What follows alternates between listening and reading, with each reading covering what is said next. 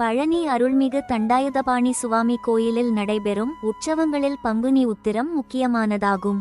பங்குனி உத்திர திருவிழா பழனி திருஆவினன்குடி கோயிலில் கடந்த மார்ச் 26ஆம் தேதி திருக்கொடியேற்றத்துடன் துவங்கியது. 10 நாட்கள் நடைபெறும் இத்திருவிழாவின் போது விழா நாட்களில் அருள்மிகு வள்ளி தெய்வானை சமேதர் முத்துக்குமாரசாமி தந்த சப்பரம், வெள்ளி ஆட்டுக்கிடா, வெள்ளி காமதேனு, வெள்ளியானை, தங்கமயில் உள்ளிட்ட பல்வேறு வாகனங்களில் சன்னதி கிரிவீதி உலா எழுந்தருளினார். கடந்த செவ்வாய்க்கிழமை இரவு தம்பதி சமேதர் முத்துக்குமாரசாமிக்கு திருக்கல்யாண நிகழ்ச்சியும் அதைத் தொடர்ந்து வெள்ளித்தேரோட்டமும் புதன்கிழமை நடைபெற்றது. வியாழக்கிழமை யாதவர் மடம் பரம்பரை அறங்காவலர்கள் கலிதீர்த்த கோனார் மூக்கம்மாள் அறக்கட்டளை சார்பில் தங்கக்குதிரை வாகனத்தில் சுவாமி புறப்பாடு நடைபெற்றது.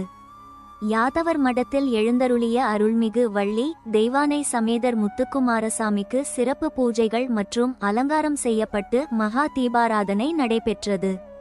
பின்னர் முத்துக்குமாரசாமி தங்கக்குதிரை வாகனத்தில் ஏற்றம் செய்யப்பட்டு சுவாமி சன்னதி வீதி கிரிவீதி உலா எழுந்தருளினார்.